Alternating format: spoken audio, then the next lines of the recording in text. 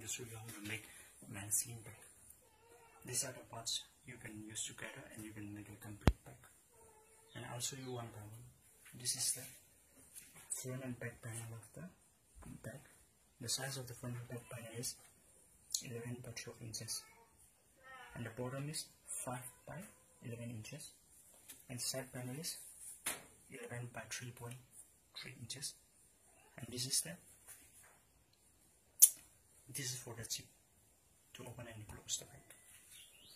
And this is the shoulder strap. The size of the shoulder strap is